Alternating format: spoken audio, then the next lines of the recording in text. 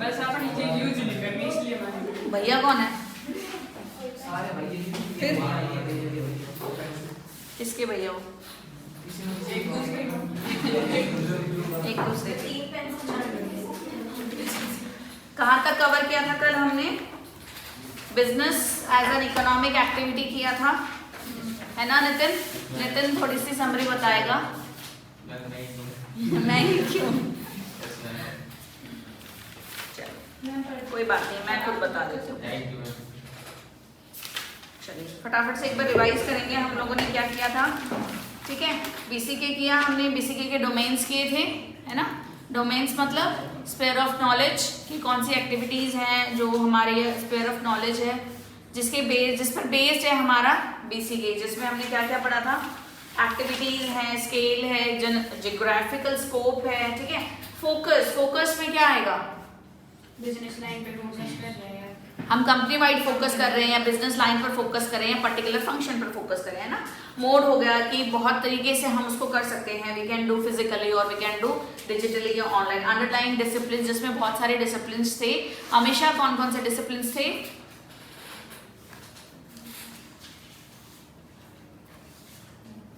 Out, बाहर जाओ, याद करके फिर आना। जाओ, डिसिप्लिन नहीं पता कौन से थे? क्या डिसिप्लिन होते हैं ये नहीं पता? जाओ उस रूम में जाओ। क्या होते हैं डिसिप्लिन्स? क्या क्या आते हैं डिसिप्लिन्स, वो याद करके आना। देन हमने पढ़े थे कि जो बीसीके हैं उसको 3 पार्ट्स में हमने डिवाइड किया था, है ना? डोमेन्स को ही कौन कौन से? Vast, eclectic and ever evolving या एक्सपैंडिंग। क्या होता है एक्लेक्टिक, गौरव?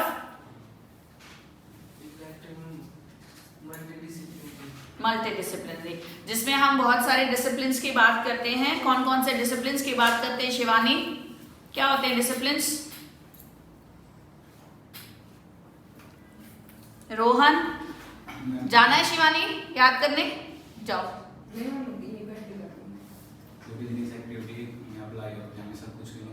हर चीज नॉलेज होनी चाहिए, law economics. Discipline is a subject matter. आप हर एक सब्जेक्ट को पढ़ रहे हो, है ना?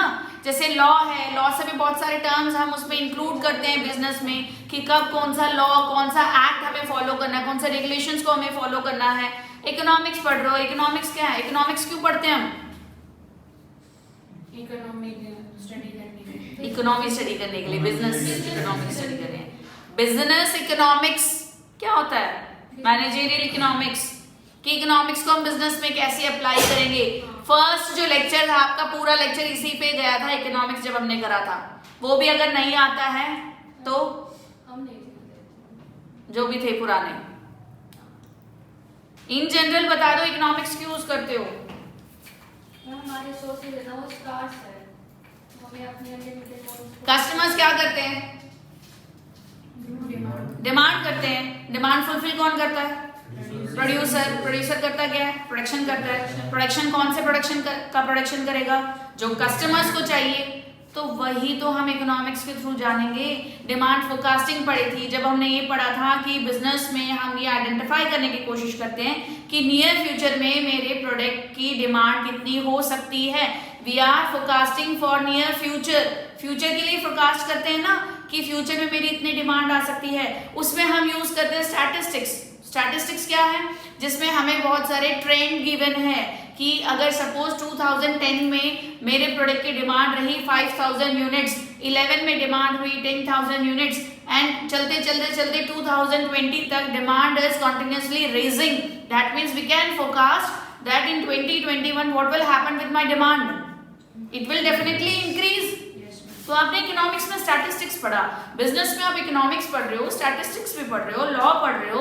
बुल एंड बियर वाला हमने पढ़ा था, वो क्या था? एनिमल साइकोलॉजी को बता रहे, सोशियोलॉजी पढ़ रहे हैं। That means we are studying multiple disciplines for understanding what business is, है ना? तो इतने इजी टर्म नहीं एक्सप्लेन कर पा रहे हो, समझ नहीं आ रहा है क्या आप लोगों को? क्या हुआ बताओ? नहीं समझ में आ रहा है तो बोलो, फिर एग्जाम्पल्स लेंगे, कुछ और तरीका ढूंढेंगे। नहीं आ रहा समझ? बेसिक एक बहुत सिंपल सा कॉन्सेप्ट है, आपको सिर्फ कॉन्सेप्ट क्लियर हो गया तो बस दैट्स इट। जैसे इकोनॉमिक्स है ना, ऐसा नहीं है ये, इकोनॉमिक्स में आपको कर्व्स पढ़नी है, टेबल्स पढ़ने हैं, तो ये बिल्कुल बेसिक कॉन्सेप्ट है। बीएसटी में आप लोग पढ़कर आए हुए हो, नहीं भी पढ़कर आए हो तो बहुत इजी टर्म्स हैं। क्या कह रहे हो मुस्कान? लैंग्वेज हार्ड है? नहीं ऐसा तो नहीं है। अगर क्लास में कॉन्सेप्ट क्लियर हो रहा है और एक बार बुक रीडिंग करोगे तो आपको समझ आ जाएगा।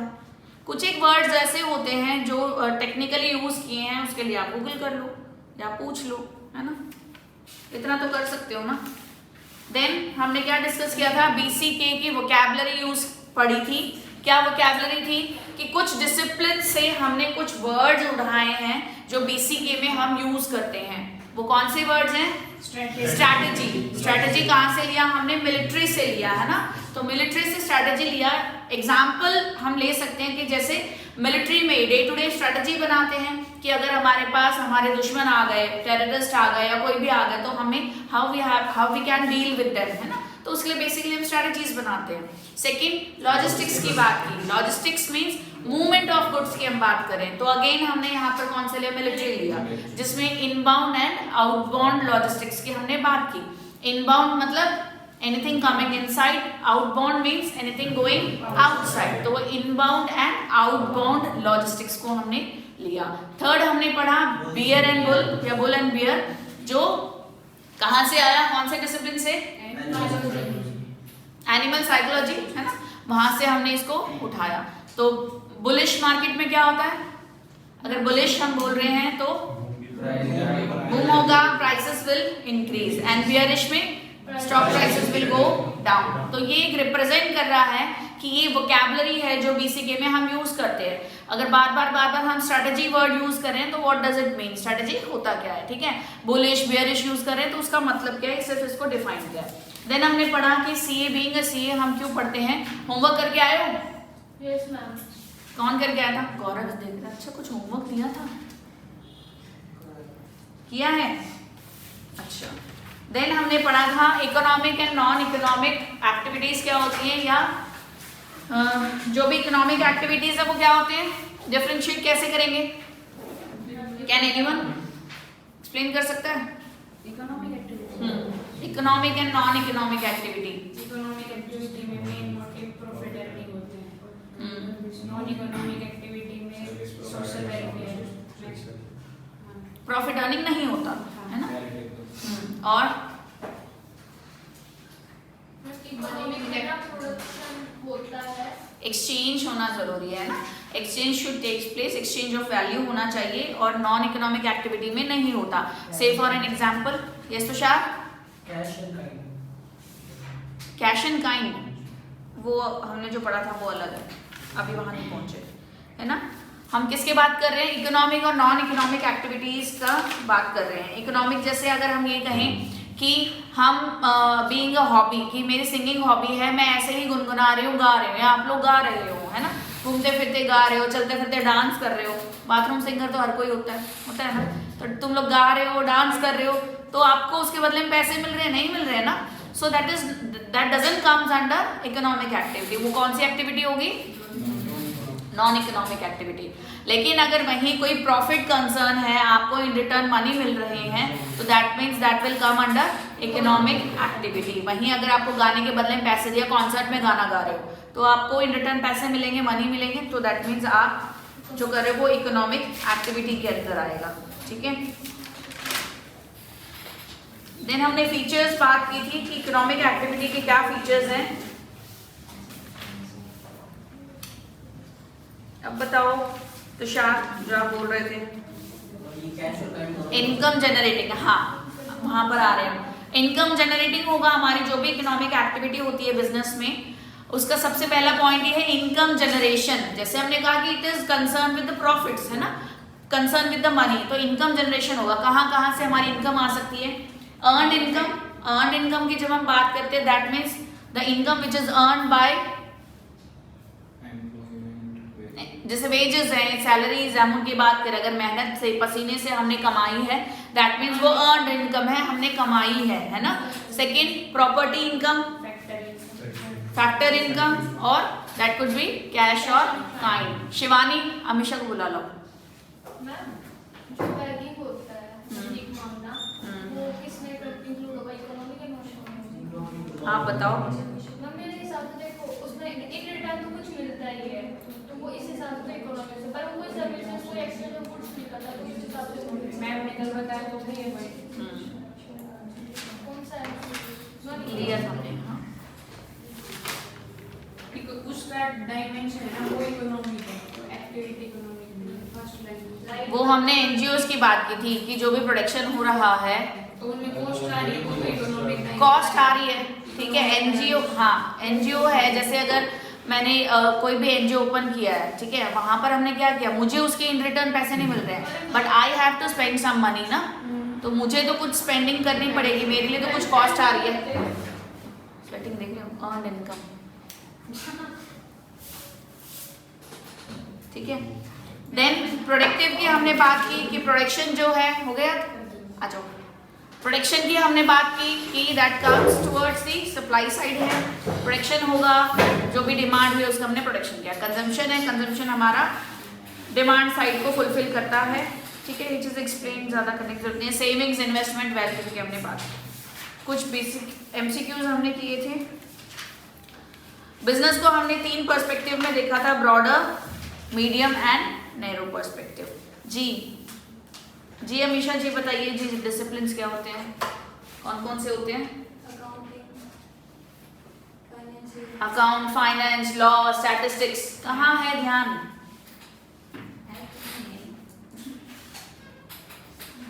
ठीक है। Difference between business and other economic occupations. देखिए आज हम बात किसकी करेंगे बीसीके में। आज का जो लेक्चर है वो सब कुछ इवन आपका पढ़ा हुआ ही है, बीसीके तो इन शॉर्ट आपका पढ़ा हुआ ही है।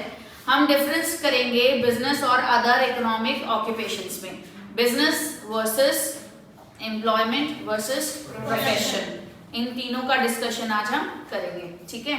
तो बिजनेस आप सभी को पता है क्या होता है बिजनेस,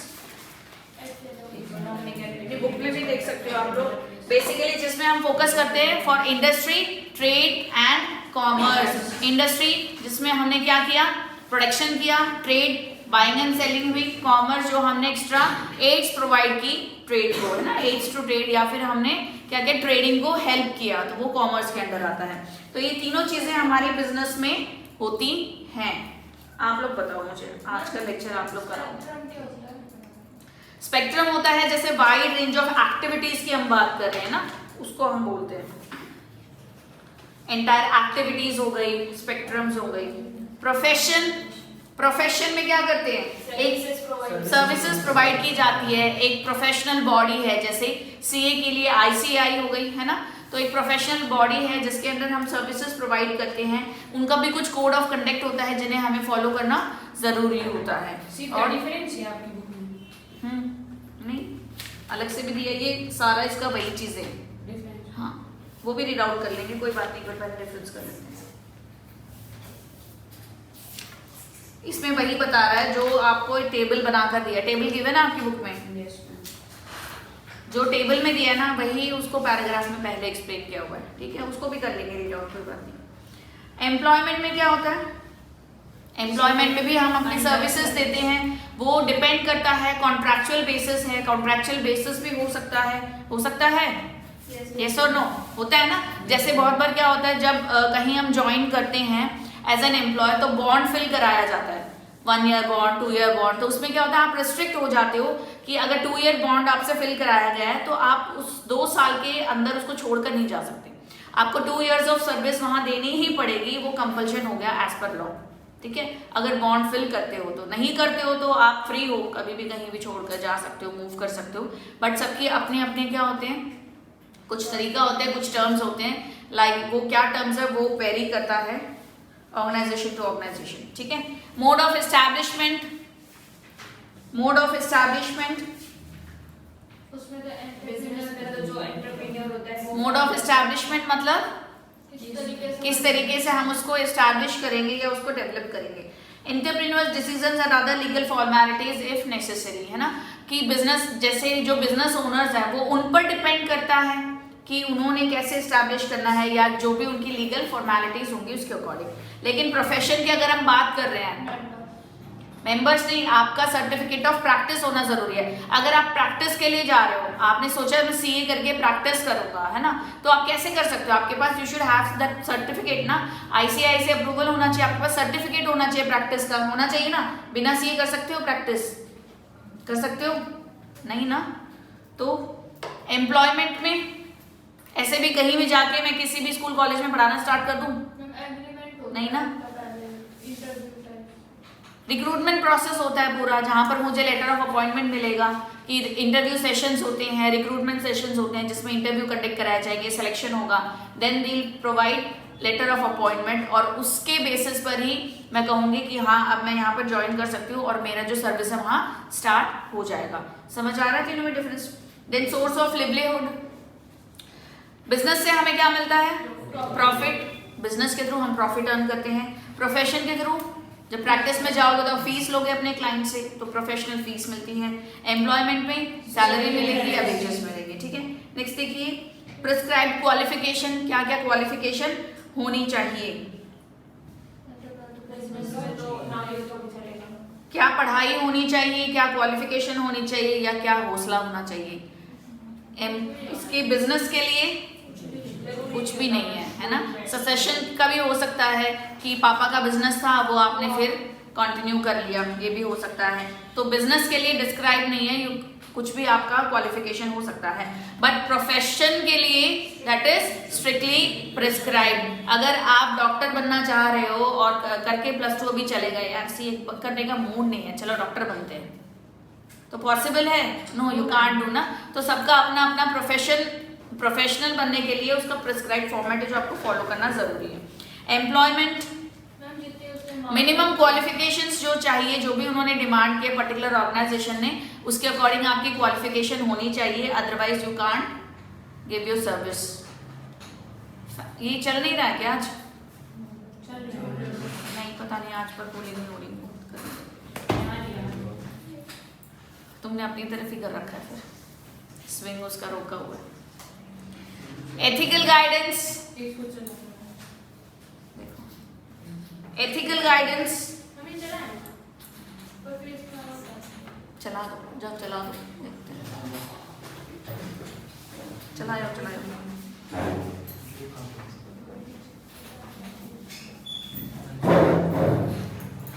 हाँ वो भी साथ आएगा ना। एथिकल गाइडेंस, देखिए जब बिजनेस की हम बात करते हैं तो गाइडेंस कौन प्रोवाइड करेगा कि भैया ये ठीक है, ये नहीं है, एथिक्स से रिलेटेड है, ये नैतिक है, नहीं है, करना है, नहीं है। जैसे बिजनेस है तो मुकेश अंबानी का बिजनेस है, उसमें जाके गौरव कहेगा देख भाई सुन अंबानी, ऐसे नहीं करना, ये चीज़ ऐसे करनी है ना। या रोहित कहेगा हाँ मैं बताता हूँ कैसे होनी चाहिए चीज़ें। तो कोई बात नहीं, बर्बाद हो जाएगा। सीए बैठे हैं ना, सीए करेंगे। तो अगर उसका बिजनेस है, अंबानी का बिजनेस है, तो ही गिव एडवाइस ना कि कैसे बिजनेस को रन करना है, क्या करना है। और वहीं अगर प्रोफेशन की बात करें, बीइंग ए सीए, आप कुछ भी परफॉर्म कर रहे हो तो आपको गाइड कौन करेगा? ICAI है ना, जो सर्टिफाइड बॉडी है वो गाइड करेगी। बुक को जिंदगी भर चलाओगे, फाइनल में पहुंच गए फाउंडेशन की बुक पढ़ेंगे, है ना। प्रैक्टिस करेंगे, अपनी बुक्स रखेंगे, क्लाइंट आया है, रुक भाई रुक, अभी आई मैं, अभी आती हूँ 2 मिनट में। अब इतनी सारी बुक्स लेके आके रख दी, अपने डॉक्यूमेंट्स रख जा, 5-6 दिन बाद आना, फिर बताऊंगी। पॉइंट नोट कर करके रख लेना, है ना। 5-6 दिन में नहीं पढ़ी जाएगी तो वो पॉसिबल नहीं होगा। और एम्प्लॉयमेंट की सिचुएशन में किसकी चलेगी? मैनेजर की, बॉस की, जो भी एम्प्लॉयर होगा उसकी चलेगी। इन्वेस्टमेंट, बिजनेस में इन्वेस्टमेंट होता है, मेजर होता है। और प्रोफेशन में चिन्ना थोड़ा चाहिए, ज़्यादा नहीं पर थोड़ा चाहिए। एम्प्लॉयमेंट में कोई इन्वेस्टमेंट नहीं होती। चलिए, पर्सनल ऑटोनॉमी, फ्रीडम, कितनी फ्रीडम है प्रवेशिका? बिजनेस में फ्रीडम होती है? क्यों? You are the ultimate boss. आज मन किया तो बिजनेस करूंगा, बैठा हूँ, एक हफ्ते में ट्रिप पे जा रहा हूँ, मेरा मन नहीं कर रहा काम करने का, बंद, जाओ घूमने, है ना। वही प्रोफेशन चिन्ना चिन्ना अपनी मर्जी है भी और नहीं। और एम्प्लॉयमेंट में बिल्कुल नहीं होती, है ना। You are not the boss. आपको जो इंस्ट्रक्शंस मिले, जैसे मिले, you have to work accordingly. Then psychological motive, क्या मोटिव होता है बिजनेस रन करने का? बन गए तो धीरू भाई, नहीं तो चल मेरे रोड भाई, रोड पे चलो, नहीं, है ना। बन गए तो धीरू भाई, नहीं तो रोड तो है ही भाई। तो मतलब पैसा क्या है? ये मैडम ने क्या जोड़ तोड़ के बोला, रोहित कंफ्यूज हो जा रहा है, देख रहा है। कहने का मतलब है अगर चल गया तो धीरू भाई जैसा चलेगा, अंबानी जैसा चल जाएगा, चलेगा क्यों नहीं चलेगा, हम सोचेंगे यस इट विल, है ना। और नहीं चला तो एंड ऑफ द डे जैसे थे वैसे के वैसे तो रहना ही है ना। तो और उससे बुरा क्या होगा। सो इकोनॉमिक अचीवमेंट ज़्यादा होती हैं। इकोनॉमिक अचीवमेंट्स मतलब नितिन क्या होता है? इकोनॉमिक अचीवमेंट्स पैसे वगैरह, ठीक है, विटामिन है, पैसे के लिए तो कर रहे हैं, प्रॉफिट्स इकोनॉमिक को। Service to the clients and society, profession की अगर बात करें तो आप गिविंग सर्विसेज, आप सर्विस दे रहे हो, पर क्या ये सच्चाई है? पैसे के लिए नहीं करोगे प्रैक्टिस। आजकल तो और एम्प्लॉयमेंट तो वैसे ही कोई सर्विस नहीं होती, वो नहीं पैसे के लिए, डॉक्टर हो गया। तो डॉक्टर भी सर्विसेज दे रहा है, पर वो भी पैसे के लिए ही दे रहा है। डॉक्टर का प्रोफेशन आजकल टेढ़ा हो गया है। हाँ, टेढ़ा हो गया है बहुत ज़्यादा। फ्री में ऑडिट करेंगे तो बिजनेसमैन पहले इतने कमा रहे, ऊपर से पैसे भी ना देंगे बाद में। फ्री में तो कोई कुछ करता ही नहीं है ना, कौन करता है? डॉक्टर करते हैं। बात फ्री की नहीं होती है, बात कम ज़्यादा की हो जाती है। फ्री में तो कोई भी नहीं करता। चलिए, certainty of income. Income certain होती है कि ऐसा होता है किसी सिचुएशन में कि हाँ मैं बिजनेस चला लेता हूँ, अपना बिजनेस स्टार्ट करता हूँ, इतनी फिक्स इनकम तो मेरी आती ही रहेगी। पॉसिबल है, सर्टेनिटी है कि इतनी इनकम मेरी आएगी एक महीने की, चलो अभी मैं बिजनेस स्टार्ट कर लेता हूँ। कि मैं सोच रही हूँ कि लगभग कोई 100-200 एकड़ ले लेती हूँ और उस पर एक बिल्डिंग बना देती हूँ, होटल खोल देती हूँ, ठीक है। और हाँ अभी अंडर कंस्ट्रक्शन चल रहा है काम, और देखना जब वो खुलेगा ना, एक भी रूम खाली नहीं मिलेगा। रेस्टोरेंट भी खोलूँगी तो वो भी फुल मिलेगा। महीने की अगर मैं इन्वेस्टमेंट कर रही हूँ तो सोच लो 20 लाख तो मेरे पक्के हैं। बोल सकते हो? नहीं बोल सकते ना, नहीं बोल सकते ना। फिर भी अंदाजा तो लगा सकते हैं, हाँ इतना अंदाज़ा वर्क करेगा, अंदाज़ा वर्क करेगा, नहीं कर पाएगा, नहीं करेगा। बहुत सारी सिचुएशंस होती हैं जो डिपेंड करती है आपके प्रोडक्ट सेल होने की। हाँ, तुमने अंदाज़ा लगाया कि इस साल मेरी जो डिमांड सप्लाई होगी बहुत अच्छी होगी, सेल अच्छी होगी, और क्या हो गया? कोरोना आ गया। कोरोना ने क्या किया? सारे बिजनेसमैन की हालत पूरी कर दी, ठीक है। और प्रोफेशन में इनकम फिक्स हो सकती है, सूर्या प्रोफेशन में हो सकती है,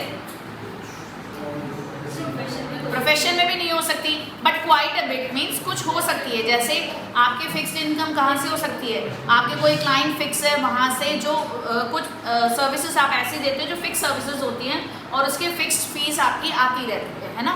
कुछ फ्लक्चुएटिंग फीसेस आती हैं, वेरिएबल फीस आती है आपकी, कुछ फीसेस है जो फिक्स है ना, कि इतने लोग हैं, इतने क्लाइंट्स हैं, उनका ये जो है मेरे पास ये काम करना ही करना है, इसकी फीस तो मेरी आती रहेगी। तो वो डिपेंड करता है। तो ज़रूरी नहीं है कि ये बोल सकते कि अनसर्टेन है या सर्टेन भी नहीं बोल सकते। तो ठीक है। एम्प्लॉयमेंट में पीरियोडिक इनकम है जो है वो आपकी आती रहेगी, ठीक है। एम्प्लॉयमेंट में यही होगी ना, सैलरी आपकी फिक्स है, वो आएगी ही आएगी। देन स्टेबिलिटी ऑफ टेन्योर, बता सकते हो मेरा बिजनेस 100 साल तक चलेगा, मेरा बिजनेस 10 साल के लिए चलेगा, मैं 1 साल के लिए बिजनेस कर रहा हूँ फिर मत कर रहा हूँ। स्टेबिलिटी ऑफ टेन्योर आप डिसाइड नहीं कर सकते हो, है ना। तो वो ज़रूरी नहीं है कि आपका जो ऑक्यूपेशन है वो कितना लंबा चलेगा, नहीं चलेगा, कांट से। और प्रोफेशनल्स, प्रोफेशन में थोड़ा बहुत होता है, हम चाहें तो कर सकते हैं, नहीं तो नहीं भी। और एम्प्लॉयर्स में, एम्प्लॉयमेंट में फिक्स होता है, फिक्स नहीं होता, सर्टेन नहीं हो सकता, थोड़ा थोड़ा होता है। क्यों? जैसे मैंने अभी बॉन्ड की बात की कि अगर बॉन्ड फिक्स कर लिया ना, बॉन्ड फिल करा लिया, 2 साल का बॉन्ड है, तो वहाँ पर क्या होगा, सर्टेनिटी होगी कि 2 साल तक ये जो एम्प्लॉय है ये हमारे पास रहेगा ही रहेगा, लेकिन उसके बाद 1 दिन की भी गारंटी नहीं है कि रुकेगा या जाएगा, तो वहाँ भी आप नहीं बोल सकते कि फिक्स है। नेक्स्ट, ट्रांसफर ऑफ इंटरेस्ट या सक्सेशन। सक्सेशन मतलब पुरखों से चलते आना, है ना, जैसे पूर्वज हो गए या आपकी जो पीढ़ी दर पीढ़ी बिजनेस चलना, है ना, तो क्या ये पॉसिबल होता है? बिजनेस होता है, तो बिजनेस में पॉसिबल है कि आपका बिजनेस है, आपका बेटा बड़ा हो गया, उसने ज्वाइन कर लिया, फिर उसने बिजनेस संभाल लिया और पीढ़ी दर पीढ़ी वो चल रही है, लेकिन प्रोफेशन में पॉसिबल है? नहीं, वो तब तक ही पॉसिबल है आप बीइंग ए सीए प्रैक्टिस कर रहे हो और आपने अपनी फर्म खोली है, अगर आपका बेटा भी सीए बनता है तो ये हो सकता है, पॉसिबल है। अदरवाइज अगर वो डॉक्टर बन गया या कुछ और बना तो वो नहीं है पॉसिबल, कंटिन्यू नहीं कर सकता है। एम्प्लॉयमेंट में नहीं हो सकता, वो आपके लिए ही फिक्स्ड है। मैं अगर यहाँ रही हूँ तो मैं ही पढ़ाऊँगी, ऐसा नहीं कि मैं रिटायर हो जाऊँगी तो मेरा बेटा या बेटी आके यहाँ पढ़ाएंगे, तुम्हें पॉसिबल नहीं है ना, तुम्हें मतलब जो भी उस टाइम पे होगी। कौन? मेरी सर्विस तो वो नहीं दे सकते ना, जो मैं कंटिन्यू कर रही हूँ, मैं पता नहीं यहाँ हूँ कल कहाँ चली जाऊँ, कुछ फिक्स नहीं है ना एम्प्लॉयमेंट का, और ज़रूरी नहीं वो एम्प्लॉयमेंट में रहे ना रहे, इसीलिए दोनों को बोलते हैं कि पॉसिबल नहीं है। ठीक है, समझ आया मेरी डिफरेंस? एम्प्लॉयमेंट, बिजनेस और प्रोफेशन में डिफरेंस एक बार फटाफट से बोलेंगे, ठीक है? बिजनेस क्या है? बिजनेस में हम किसको कंसिडर करते हैं? ऐसी एक्टिविटीज जो इंडस्ट्री, ट्रेड और कॉमर्स को फुलफिल करती है। प्रोफेशन में हम सर्विसेज प्रोवाइड करते हैं जिसमें कुछ कोड ऑफ कंडक्ट जो हमें फॉलो करना होता है, प्रोफेशनल बॉडीज है लाइक ICAI, ठीक है, वो डिफाइंड होती है कि उसका नेचर क्या होगा, क्या हमें फॉलो करना है। एम्प्लॉयमेंट में सर्विसेज होते हैं, रिगार्डिंग एम्प्लॉयमेंट कॉन्ट्रैक्ट होता है और वो सब उसके अकॉर्डिंगली आपकी सर्विसेज देते हैं। मोड ऑफ एस्टैब्लिशमेंट, बिजनेस में क्या करते हैं? एंटरप्रेन्योर है, वही है जो भी है, एंटरप्रेन्योर का डिसीजन फाइनल होगा। प्रोफेशन में जो भी अगर आप सपोज प्रैक्टिस में जा रहे हो, सर्टिफिकेट ऑफ प्रैक्टिस जो है वो नेसेसरी है, उसके बेस पर ही आप सब कुछ कर सकते हो, प्रोफेशनल बॉडी डिपेंड करती है। एम्प्लॉयमेंट में यहाँ वालों ने हड़ताल कर रखी है, नींद आ रही है? Surya, Nandini, Tushar, Rohan, sorry Gaurav. Source of livelihood, business में, प्रोफेशन में, एम्प्लॉयमेंट में, क्वालिफिकेशन होने चाहिए बिजनेस में, नहीं, प्रोफेशन में, दोनों बोलो, एम्प्लॉयमेंट में होगी, मिनिमम होगी, जो भी क्वालिफिकेशन डिमांड करते हैं उसके अकॉर्डिंग, ठीक है। इन्वेस्टमेंट होगी बिजनेस में, एम्प्लॉयमेंट में और प्रोफेशन में थोड़ी बहुत होगी। फ्रीडम बिजनेस में पूरी फ्रीडम है ना, एम्प्लॉयमेंट में नहीं होगी, नहीं होगी एम्प्लॉयमेंट में, और प्रोफेशन में थोड़ी होगी, ठीक है। मोटिव क्या होगा? बिजनेस में प्रॉफिट, इकोनॉमिक ऑब्जेक्टिव होगा, मोटिव होगा, और प्रोफेशन में सर्विस, एम्प्लॉयमेंट में अर्निंग ऑफ लिवलीहुड, ठीक है। इनकम, सर्टेनिटी होती है इनकम की, बिजनेस में नहीं होती है ना, और उसमें एम्प्लॉयमेंट में थोड़ी थोड़ी होगी, नहीं होगी, देखेंगे। Tenure, duration, time period business में फिक्स है, नहीं है, प्रोफेशन में थोड़ा बहुत है, और एम्प्लॉयमेंट में थोड़ा बहुत। बहुत अच्छी बात है, अब आपको समझ आ गया है। वो भी बता दो। फीचर्स ऑफ बिजनेस, बहुत बेसिक चीज़ें हैं क्योंकि चैप्टर 1 है, बहुत बेसिक ही चीज़ें हैं, ठीक है।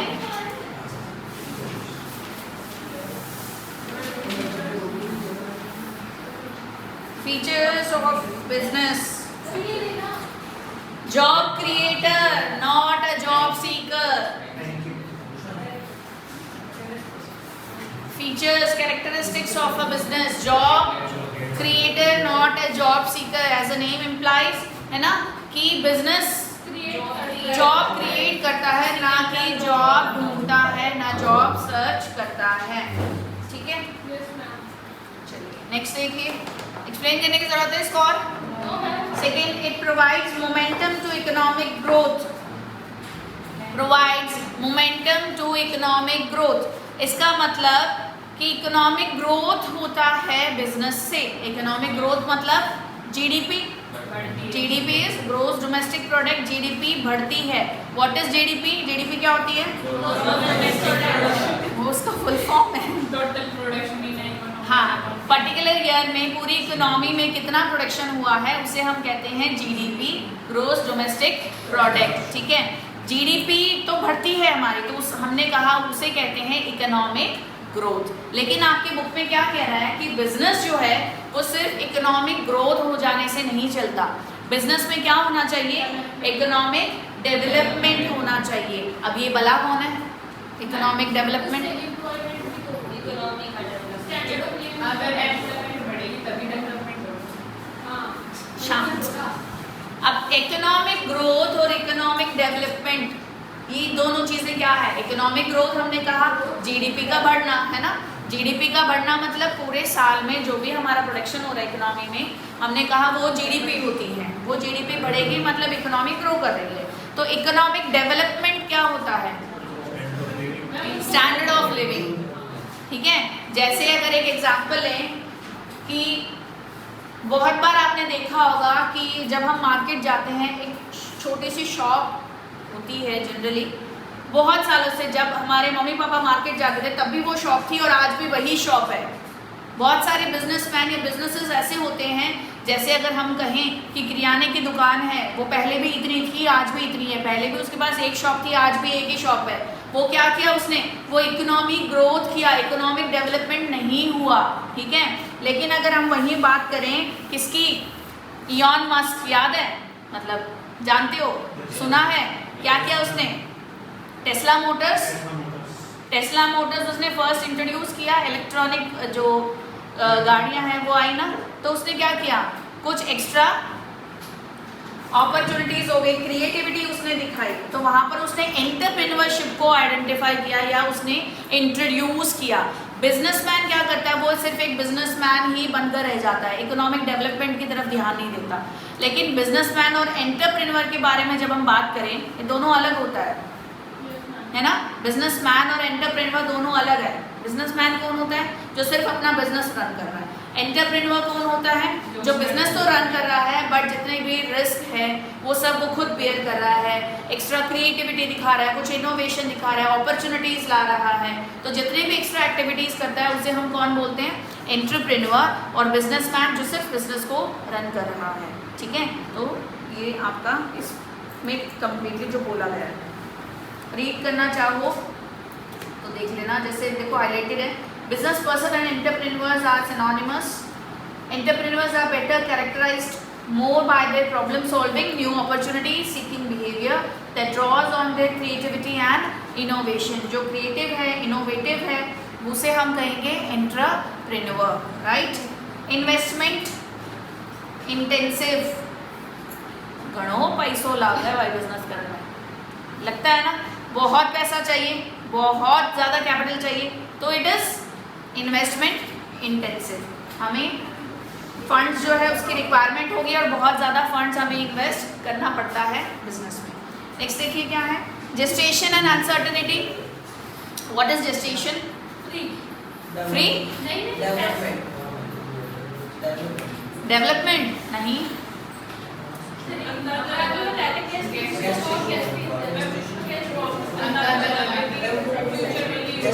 जेस्टेशन टाइम पीरियड, एक पर्टिकुलर पीरियड, टाइम पीरियड उसे कहते हैं, जैसे जेस्टेशन पीरियड है ना, तो वो होता है जेस्टेशन एंड अनसर्टेनिटीज।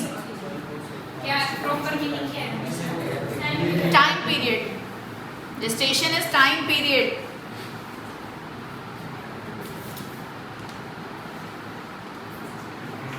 अभी हमने जैसे डिफरेंस में किया था ना कि टाइम पीरियड कोई फिक्स नहीं है, अनसर्टेनिटी है। वही अगर आप एग्जांपल लो कि मैंने कुछ लैंड जो है, लैंड पर अपना एक होटल मैं कंस्ट्रक्ट कर रही हूँ जो अभी अंडर कंस्ट्रक्शन है, कंप्लीट नहीं हुआ है, उसमें क्या होता है, क्या मैं ये जज कर सकती हूँ कि जब ये कंप्लीट रेडी होगा तो जितने भी रूम्स हैं वो सब फुल हो जाएंगे और वो बुक्ड रहेंगे ऑल द टाइम?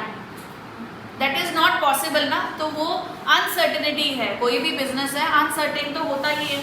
आप सर्टेनिटी नहीं दिखा सकते उसमें कि आप सोचो कि मैं आज अपना एक बिजनेस स्टार्ट करता हूँ और वो बिजनेस जैसे ही स्टार्ट होगा बहुत अच्छा चलेगा, तो ये आप नहीं जज कर सकते, नहीं आइडिया लगा सकते और ना ही टाइम पीरियड के लिए आप बोल सकते। ठीक है, नेक्स्ट देखिए, systematic, organised and efficiency oriented activity.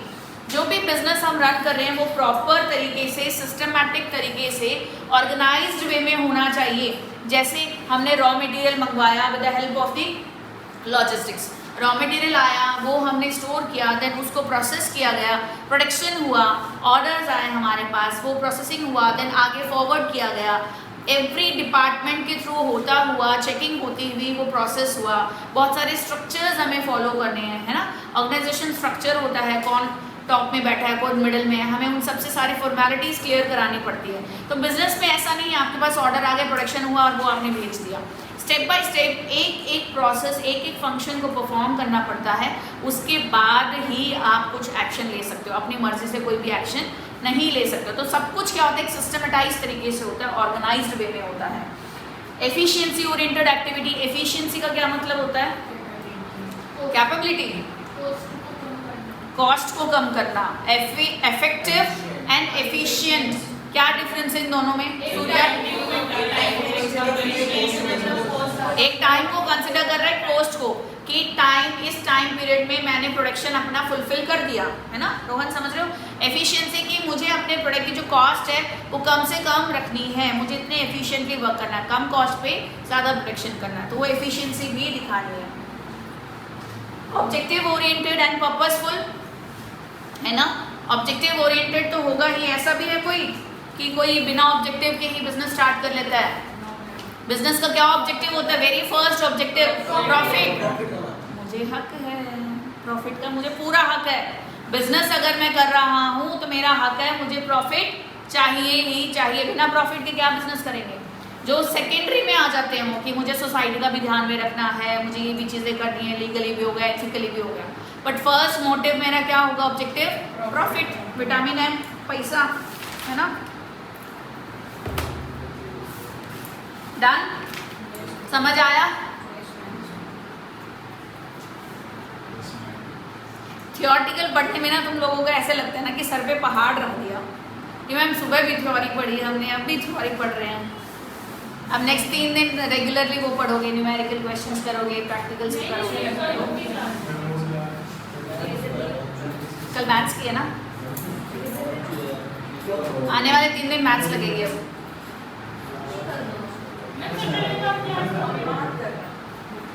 मैं मे बी फ्राइडे को लूँगी एक्स्ट्रा।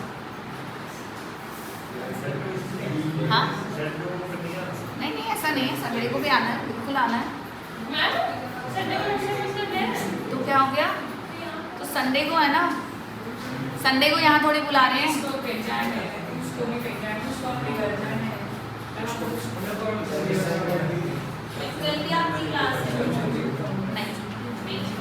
आज आज ही झेलोगे मुझे बस, अगले हफ्ते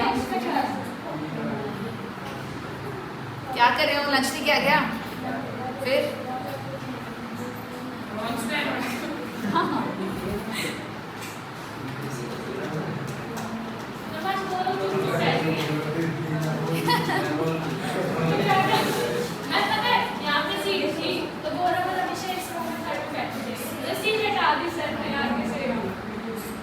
कोई बात नहीं, हो गए, मूड रिफ्रेश हो गया। चलिए आगे बढ़ते हैं। ऑब्जेक्टिव्स, इसके आगे देखो,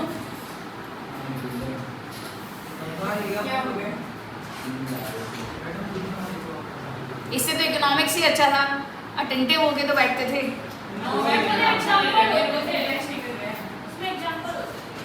एग्जाम्पल तो इसमें भी ले रहे हैं हम। वो तुम लोगों ने एक माइंडसेट बना लिया कि थियोरेटिकल थियोरेटिकल थियोरेटिकल।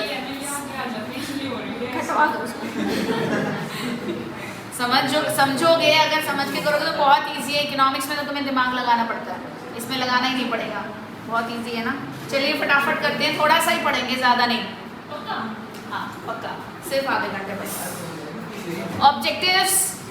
ऑब्जेक्टिव्स को हम कैसे याद करेंगे?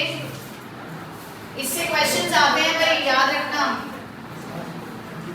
क्वेश्चंस पूछे जाते हैं इसमें से, सुन लो अपने कान खोल के, फिर कहते हो मैम कब बोला था आपने क्लास में, कुछ याद नहीं रहता। ऑब्जेक्टिव्स, इसमें से क्वेश्चंस आते हैं। S is for social responsibility objective, O is for organic objective, L is for legal ethical objectives and E is for economic objective। एक बार किससे आगे होगा? ये बॉक्स बना हुआ देखो,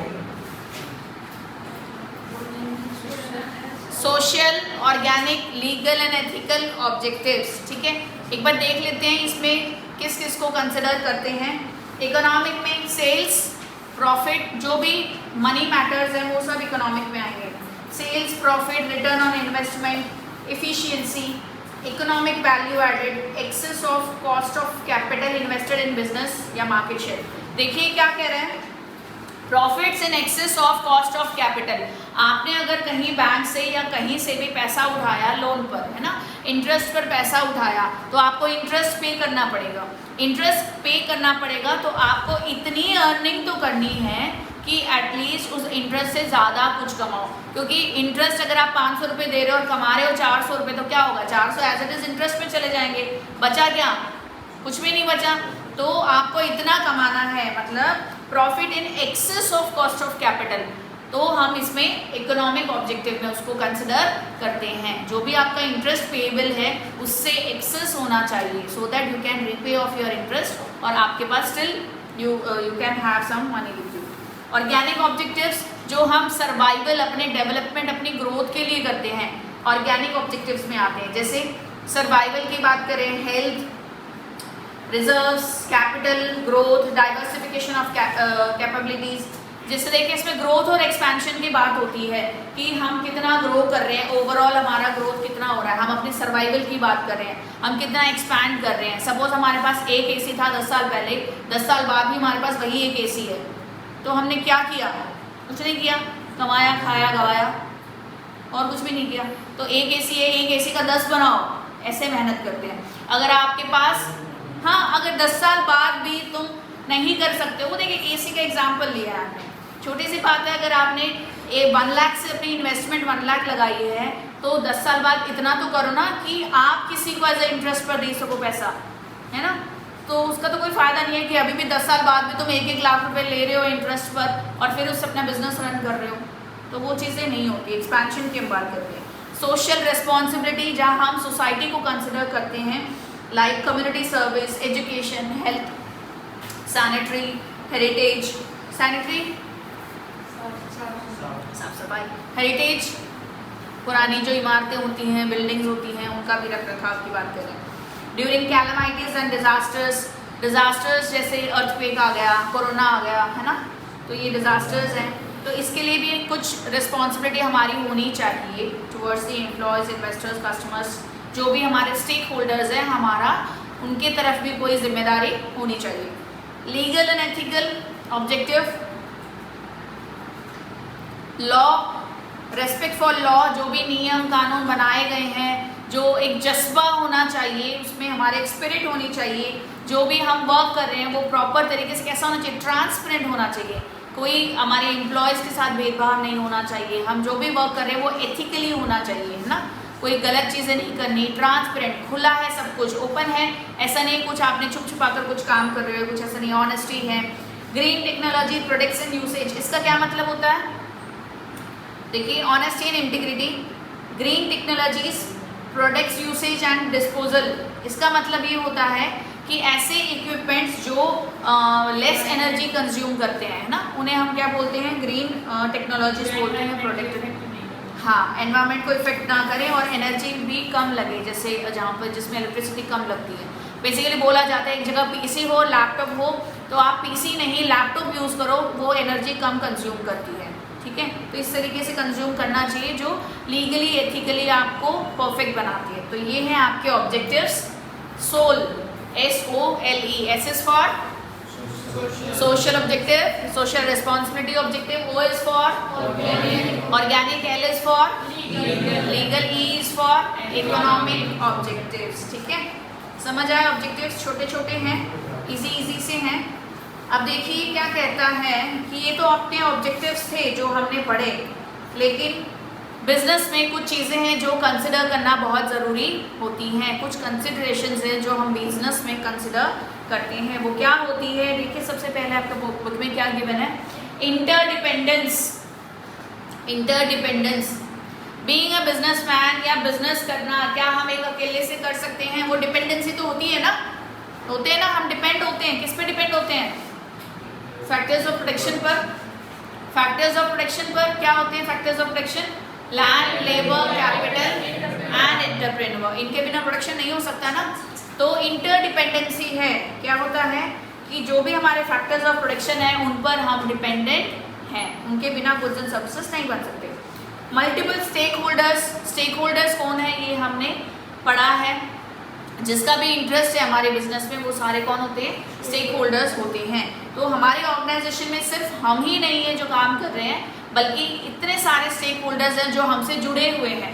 तो हमें उनका भी ध्यान रखना है जब भी कोई डिसीजन लिया जाता है। ऐसा नहीं जो भी डिसीजन लेना अपने अकॉर्डिंगली हमने ले लिया, but we have to think of everyone whose interest is involve in our business. Amount of profit, इसका मतलब है कि अमाउंट ऑफ प्रॉफिट ज़रूरी नहीं है, ये ज़रूरी है कि आप बिजनेस पर बने हुए हो, आपका बिजनेस टिका हुआ है। ये कहावत आती है ना कि हम खाने के लिए बने हैं या जीने के लिए खा रहे हैं। तो वही फंडा यहाँ पर, कौन खाने के लिए जी रहा है और कौन जीने के लिए खा रहा है। कहावत होती है ना कि अगर तुम जिंदा रहोगे तो भैया अपने आप ही खाओगे कुछ ना कुछ तो ज़रूर, है ना। तो वही अमाउंट ऑफ प्रॉफिट मैटर नहीं करता कि आप कितना कमा रहे हो। द मेन थिंग इज कि आप कितना स्टे कर पा रहे हो, योर सर्वाइवल कितना कर पा रहे हो। अगर आप बिजनेस में टिके हो, प्रॉपरली बने हो, जज्बा नहीं छोड़ा है, तो प्रॉफिट क्या करेगा? दौड़ा आज नहीं तो कल ज़रूर आएगा। तो ये ज़रूरी है कि आप बिजनेस में बने रहो, ये ज़रूरी नहीं है कि आप कितना कमा रहे हो, ठीक है। Cost of staying is necessary. Primacy of customer, business में एक ही है जो कौन है? सर्वोपरि है। कौन? पैसा नहीं, customer is important for everything. Performance is the precursor to profits. Performance हम अच्छी देंगे तो प्रॉफिट्स तो अपने आप ही झकमाकर दौड़े आएंगे ही, ठीक है। आपकी परफॉर्मेंस अच्छी है, जो भी एक्टिविटीज़ परफॉर्म करो अगर वो अच्छी हैं तो प्रॉफिट्स आपको डेफिनेटली मिलेंगे। समझ आए जो हमें कंसिडर करना है? इंटरडिपेंडेंस की, हमारे जो फैक्टर्स ऑफ प्रोडक्शन हैं उन पर हम डिपेंडेंट हैं, ठीक है। मल्टीपल स्टेक होल्डर्स, बिजनेस में हमारे साथ बहुत सारे लोग जुड़े हुए होते हैं, तो जो भी हम डिसीजन लेते हैं हमें उनके अकॉर्डिंगली भी लेना पड़ता है। अमाउंट ऑफ प्रॉफिट कि हमें सिर्फ ये नहीं देखना कि कितना प्रॉफिट कमा रहे हैं। Cost of staying is necessary, ठीक है। प्राइमेसी ऑफ कस्टमर की, जो हमारा कस्टमर है वही सर्वोपरि है, वही ज़रूरी है। हमारा बेसिक पर्पस होना चाहिए उनको प्रॉपरली डिलीवर करना, सर्विसेज प्रॉपरली उनको देना। Performance is the precursor of to profits. इसका मतलब है कि अगर हमारी परफॉर्मेंस अच्छी है ऑर्गेनाइजेशन में, बिजनेस में, तो प्रॉफिट्स हमारे डेफिनेटली आएंगे ही आएंगे, ऑटोमेटिकली वो कन्वर्ट होंगे ही हमारे performances. Done?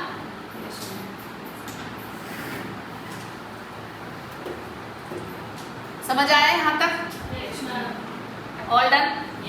Clear? All clear? Confuse नहीं होना है। जो हमने कल किया और जो हमने आज किया वो दोनों को कंबाइन करके, क्लब करके एक दिन और हम पढ़ेंगे। अभी आज की यहाँ क्लास ख़त्म नहीं हुई है, अभी कंटिन्यू करेंगे। कौन सा? ऑर्गेनिक में क्या होता है, हम सर्वाइवल की बात करते हैं, अपने हेल्थ की बात करते हैं। ऑर्गेनिक ऑब्जेक्टिव यानी हमसे खुद से जुड़ा हुआ कि हम कितना सर्वाइव कर पाते हैं, हमारी हेल्थ की बात कर रहे हैं, या कितना हमारा एक्सपेंशन हो पा रहा है, ग्रोथ कितना कर रहे हैं ना, डेवलपमेंट हम कितना अपने अकॉर्डिंग कर रहे हैं, उसकी बात करते हैं तो हम सब उसकी ऑर्गेनिक ऑब्जेक्टिव्स की बात करते हैं। बैक क्वेश्चंस किए थे क्या? हाँ मैंने भेजे नहीं, सेव तो कर रखे थे, वो मिले नहीं, कहाँ पड़े।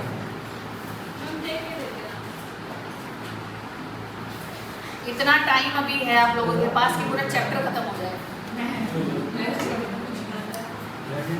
सूर्या को तो आज लिटरली नींद आ रही है, बिल्कुल आ रही है। हाँ हाँ नींद आंखों से आती है, इसके मुंह से आती है,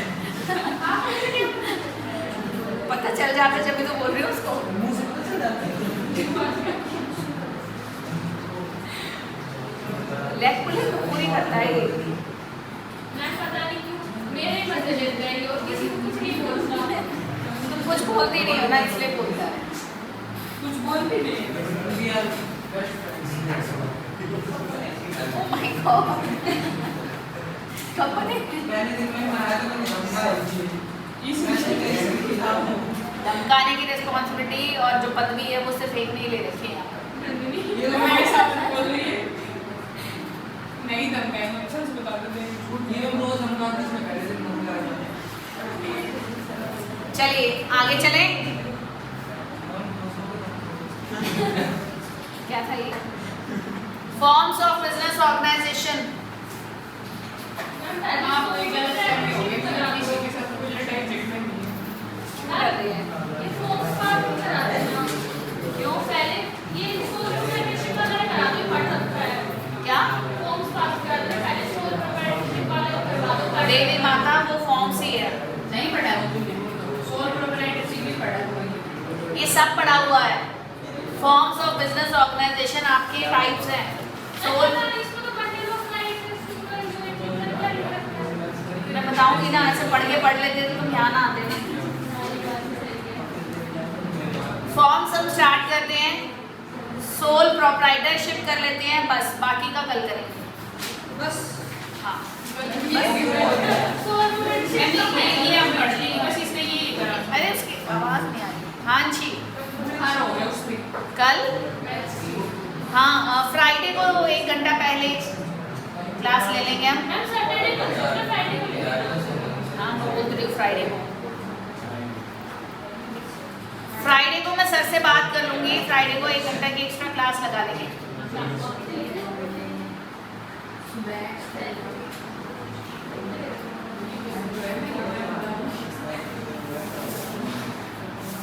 कोई परेशानी है तो?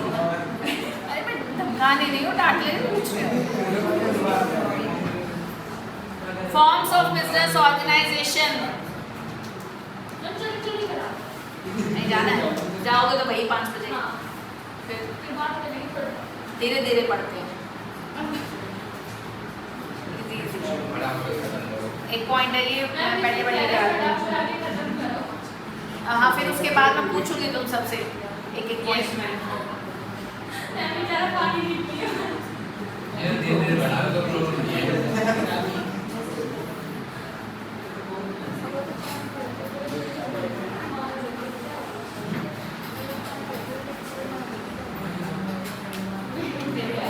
Forms of business organisation. Yes,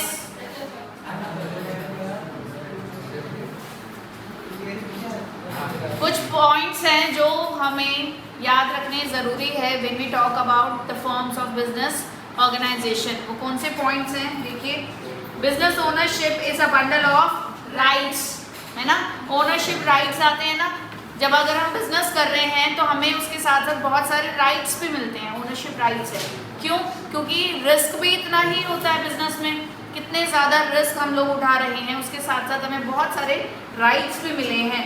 जैसे अगर हम बात करें, कोई बुक है, अगर हमने बुक लिखी है तो उससे रिलेटेड जितने भी राइट्स होंगे वो हमारे ही होंगे।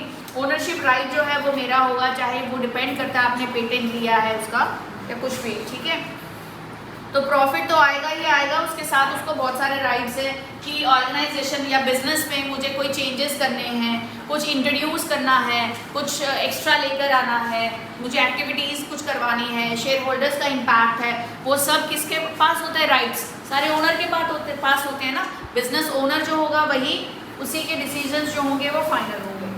बिजनेस में भी ओन सिंगली और जॉइंटली, ये भी है, एक पर्सन भी चला सकता है और जॉइंटली भी हो सकता है, 2 या 2 से ज़्यादा लोग भी बिजनेस को चला सकते हैं, जिसे क्या बोलते हैं?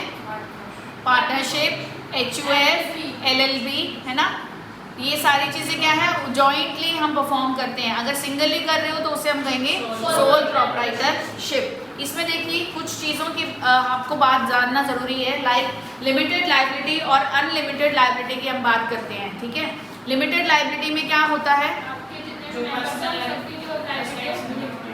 हाँ, जैसे अगर बिजनेस में मैंने 5 लाख लगाए हैं तो वो 5 लाख तक की ही लायबिलिटी मेरी है, उसके बाद अगर कोई आपको चाहिए, एक्स्ट्रा चाहिए, तो मेरी कोई लायबिलिटी नहीं है, वहाँ तक की ही लायबिलिटी है। अनलिमिटेड लायबिलिटी, अगर बिजनेस जो है लायबिलिटी को पे नहीं कर पा रही है तो जो भी ओनर होगा उसके पर्सनल वेल्थ से ही वो उसको कवर किया जाएगा, ठीक है। पढ़ा हुआ ही आपका सब कुछ, अब आगे सब पढ़ा हुआ ही आपने। सोल प्रोप्राइटर कौन है, पार्टनरशिप क्या होता है, HUF क्या होता है और LLP क्या होता है, ठीक है। नेक्स्ट देखिए, बिजनेस में भी ऑर्गेनाइज जैसे प्रोप्राइटरी और कॉर्पोरेट कंसर्न। प्रोप्राइटरी भी हो सकता है, सोल प्रोप्राइटरशिप हो सकता है, या कॉर्पोरेट कंसर्न यानी कंपनी भी हो सकती है, ठीक है। Business owners actively participate. देखिए जो प्रोप्राइटरी की अगर हम बात कर रहे हैं तो उसमें जितने भी डे टू डे ट्रांजैक्शंस होती हैं, डे टू डे जितने भी काम हो रहे हैं, तो उसमें जो ओनर है वो खुद पार्टिसिपेट करता है, उसमें कर सकता है। लेकिन कंपनी के मैटर में क्या होता है? शेयर होल्डर्स होते हैं, ठीक है। अगर बहुत ज़्यादा शेयर होल्डर्स हैं तो हम क्या करते हैं, उनके बिहाफ में कोई एजेंट्स रख लेते हैं या उनके बिहाफ में वोटिंग करके कोई एक फाइनलाइज कर लेते हैं कि आप जो भी एज अ मैनेजर इसको हैंडल करोगे, ठीक है। तो ये डिफर करता है, प्रोप्राइटरशिप है या आपका कॉर्पोरेट कॉर्नर है। ये आपके पॉइंट्स हैं जो हमको रिमेंबर याद होने चाहिए। अब हम बात करते हैं फॉर्म्स की।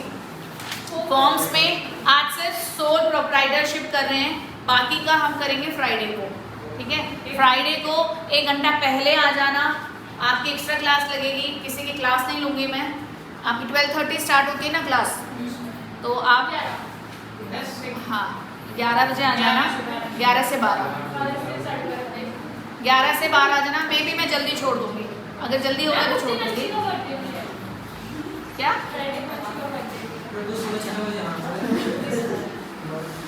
उस दिन आ जाना, और उस दिन आपका बिजनेस ऑर्गेनाइजेशन का टेस्ट भी होगा, सो बी प्रिपेयर्ड।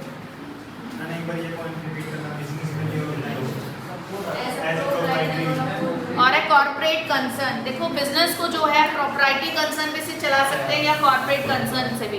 प्रोप्राइटरी कंसर्न का मतलब होता है एक सिंगल प्रोप्राइटरी, सोल प्रोप्राइटर जो बोलते हैं ना, एक सिंगल ओनर होता है जो एक अकेला बिजनेस को रन करता है। तो उसमें क्या होगा, अगर एक अकेला बिजनेस को रन कर रहा है, जैसे ही सोल प्रोप्राइटरशिप में क्या आते हैं, जो एक ही अकेला खुद ही 1 मैन आर्मी वाली बात हो जाती है यहाँ पे, है ना। तो वो क्या करता है, वो खुद ही सारे वर्क परफॉर्म करता है, तो उसमें वो खरीदना भी बेचना भी सब कुछ वही करता है। समझ भी आ रहा है, बस थोड़ी थोड़ी देर में ऐसे हिलाते रहो मुंडे को अपने, ना। तो उसमें क्या है, अगर कोई भी उसको डिसीजन लेना वो खुद लेगा, है ना। जितने भी डे टू डे ट्रांजैक्शंस हो रहे हैं, जो भी डे टू डे एक्टिविटीज़ है, वो सब वो खुद करता है। लेकिन अगर जब हम कॉर्पोरेट की बात करते हैं तो कॉर्पोरेट में नंबर ऑफ़ शेयर होल्डर्स भी तो ज़्यादा होते हैं ना। अगर बहुत ज़्यादा नंबर ऑफ़ शेयर होल्डर्स है तो हम क्या करते हैं, उनमें से किसी कोई एज एजेंट बनाकर एज ए मैनेजर बोल देते हैं कि पूरे जो भी ऑर्गेनाइजेशन का काम है वो आप हैंडल करोगे, तो वो करते हैं, मिलकर करते हैं, उनके डिसीजंस मिलकर लिए जाते हैं, तो वो एज ए एजेंट का काम करता है।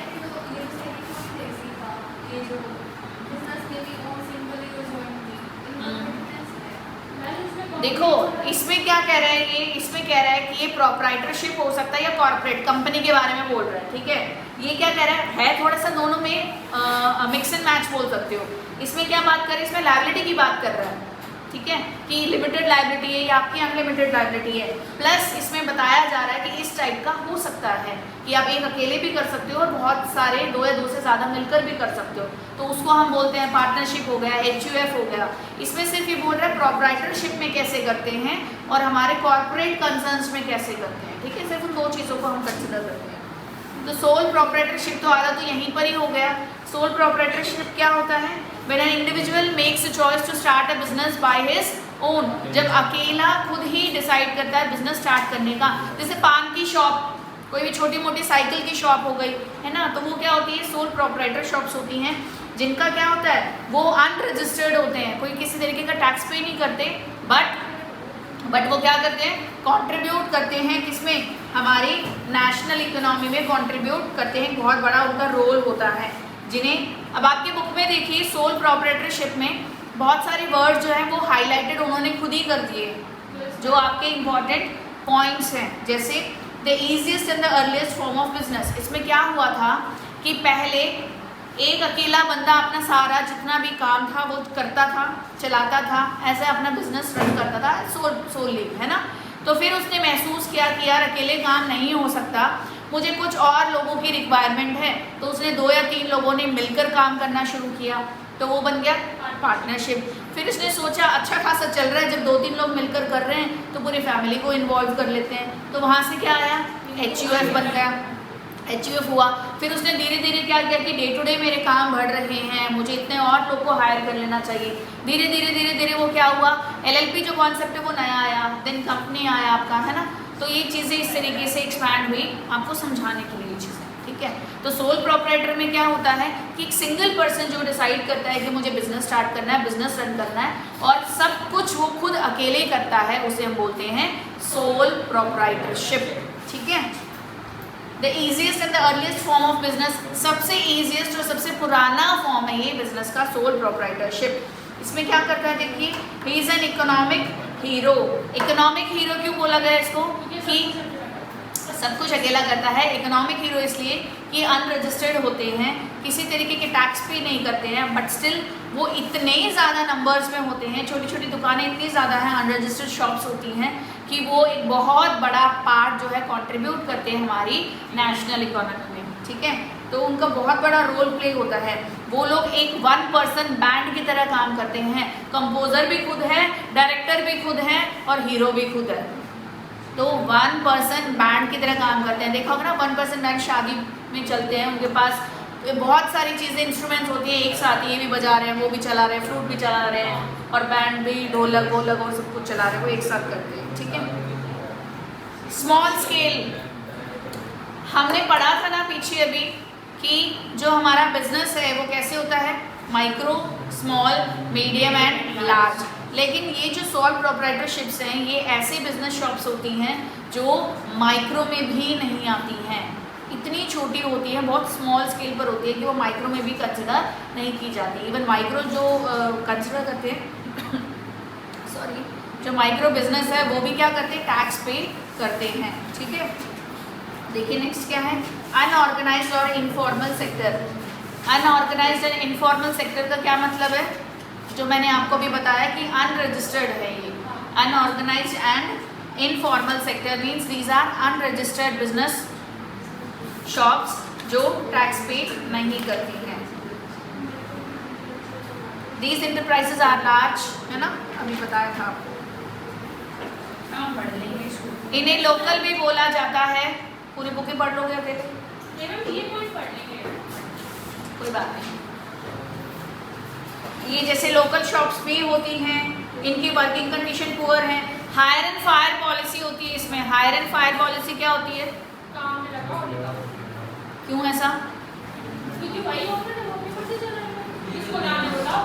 ऐसा तो बिजनेस में भी होता है, ऐसा तो एम्प्लॉयमेंट में भी होता है। ये इतना छोटा बिजनेस होता है इसका कि जैसे एक पर्सन 1 मैन आर्मी बोला, 1 मैन बैंड बोला, अगर उसने किसी एक पर्सन को और लगाया, उसने कहा मेरा इंक्रीमेंट कर दो, मेरी सैलरी बढ़ा दो, चल भाग यहाँ से, मैं एक अकेला खुद चला लूँगा, तो जाओ। बहुत जल्दी निकालते हैं, बहुत जल्दी रख लेते हैं। तो हायर एंड फायर पॉलिसी इसमें बहुत जल्दी, बहुत फ्रीक्वेंटली होती है, ठीक है। Lack of employee welfare. Employee welfare खुद बना रहे वही काफ़ी है, एम्प्लॉय वेलफेयर के तो कहाँ सोचेगा, ठीक है। तो एम्प्लॉय नंबर ऑफ एम्प्लॉयज इसमें कोई ज़्यादा नहीं होते तो उसके वेलफेयर की नहीं सोचता है। Fate of the enterprise is linked with the personal well being of the owner. क्या मतलब है इसका?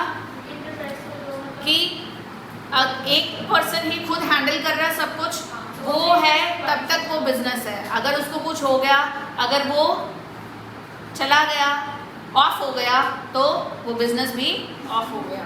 ठीक है, चलिए देखिए नीचे फीचर्स है इसके, एक बार फटाफट से रिवाइज करते हैं, पढ़ते हैं।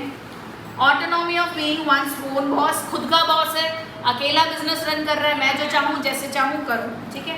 Soul provider of capital, capital भी वो खुद अकेले ही प्रोवाइड कर रहा है, जो भी दे रहा है वो खुद दे रहा है, कहीं से कंट्रीब्यूशन उसको नहीं मिल रहा है। Surya, visibility of the owner and personalise services, जैसे इसमें क्या होता है, बहुत बार हमने देखा बहुत छोटी छोटी शॉप्स होती है बहुत सारी, हम ये कहते हैं कि हम उस अंकल से ही लेकर आएंगे, वो अंकल बहुत अच्छे हैं, बहुत अच्छे से बोलते हैं, छोटे छोटे बच्चों के लिए भी फिक्स हो जाती है कि मुझे उसी शॉप से जाना है, उसी से खरीदना है। तो ये बेसिकली इन तरीके की शॉप्स जो हैं वो ऐसे ही बन जाती हैं। ठीक है, इनका क्या होता है कि रेपो बन जाता है, पर्सनल रेपो बहुत इजीली क्रिएट हो जाता है इनका, पर्सनलाइज सर्विसेज भी दे देते हैं। सोल बेयरर ऑफ रिस्क, अकेला बिजनेस चला रहा है तो रिस्क भी अकेला ही बियर करेगा। अनलिमिटेड लायबिलिटी, इनकी सबसे ज़्यादा प्रॉब्लम यही होती है कि अनलिमिटेड लायबिलिटी है, अभी हमने डिस्कस किया था ना, क्या होता है, लायबिलिटी अगर कम पड़ती है तो वो अपने पर्सनल वेल्थ से भी उसको बियर करना पड़ेगा। Fate is going concern, going concern वही, अगर जब तक वो पर्सन है, ओनर है, तब तक बिजनेस है, उसके बाद वो बिजनेस नहीं है। सक्सेशन ऑफ ओनरशिप, अच्छा ये बताओ, जैसे पापा है जो बिजनेस चला रहा है कोई, से फॉर एन एग्जांपल एक्स, अगर एक्स की डेथ हो जाती है तो उसका बिजनेस कौन टेक ओवर करेगा, कौन चलाएगा?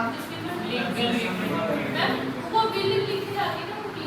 हाँ, बहुत कहते हैं उसका बेटा, बट ऐसा नहीं होता, जो बिल में उसने लिखा होगा। लेकिन बहुत बार ऐसा होता है कि बिल बनाता है कोई, बहुत से लोग तो बिल बनाते नहीं है, और बिल नहीं बनाते तो लीगल हायर, बिल ही नहीं बनाया उसने। अगर बिल नहीं बना है, जरूरी नहीं है ना, कितने लोग पापा जो है वो बिजनेस करते हैं, घर पे जाके पूछना, पापा मेरी कितनी वसीयत है, आपने बिल बनाई है?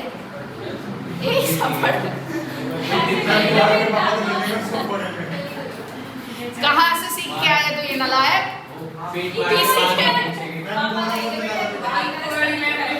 बीसीके में पढ़ के आया हूँ कि उसमें बिल बनी होनी चाहिए। ऐसे पूछना नहीं है, सिर्फ ऐसे ही था, ये पूछना नहीं है, जाके तुम भी फिट हो गए। प्रवेशिका, क्या हो गया?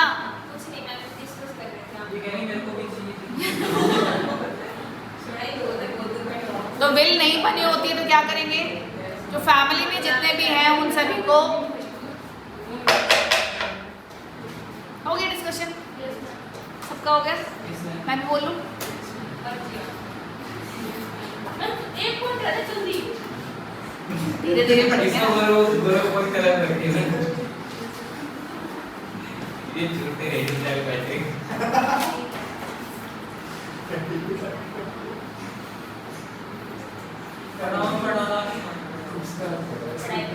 हो तो गया, हो गया, क्या बता रहे हैं? नेक्स्ट पढ़ो। नहीं, तुम पढ़ने के लायक हो, तुम बैठने के लायक नहीं हो, नेक्स्ट पढ़ो। सक्सेशन पूरा नहीं हुआ है, लायक हो? बिल नहीं है तो फैमिली में जितने भी हैं उन सब में बढ़ जाएगा। और नींद खुल गई उसकी। हिंदू, लेसन, मजाक ही बना लेते हो हर चीज को। बंद कर दूंगी बुक को, पढ़ लेना अपने आप।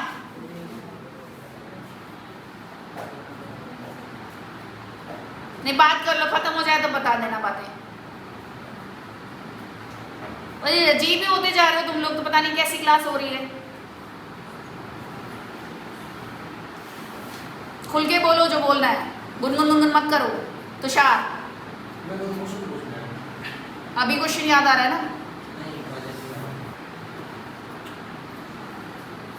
कितनी बार बोला है, जब मैं बोलती हूँ तो मत बोला करो, तुम्हारी बातें नहीं खत्म होती है।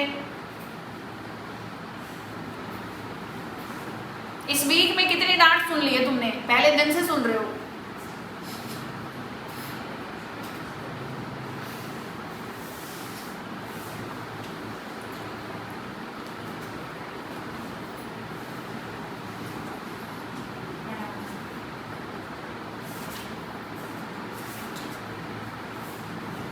हंस लो, हंसी आ रही तुम सबको।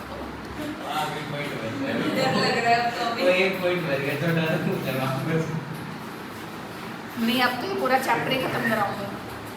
ऐसे भी तुम लोग खुद ही पढ़ लोगे, बोल तो रहे हो मैडम खुद ही पढ़ लेंगे।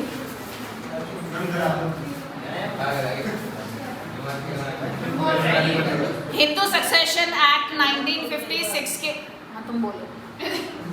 अगर यार मैं मान लो अकेला बिजनेस कर रहा हूँ, मेरे लिए कोई लीगल है नहीं, तो गवर्नमेंट कर लेगी। हाँ और क्या गवर्नमेंट कस्टडी में चली जाती है वो सोशल वेलफेयर के लिए।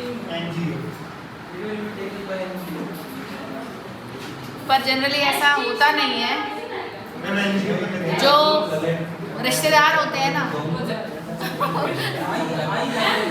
वो काउंट हो जाते हैं कि अगर उनका खुद का लीगल हायर नहीं है तो लॉ के अकॉर्डिंग हम ले सकते हैं। नहीं, ऐसे आस पड़ोस कोई नहीं ले सकता, ऐसे नहीं ले सकता, नहीं ले सकता।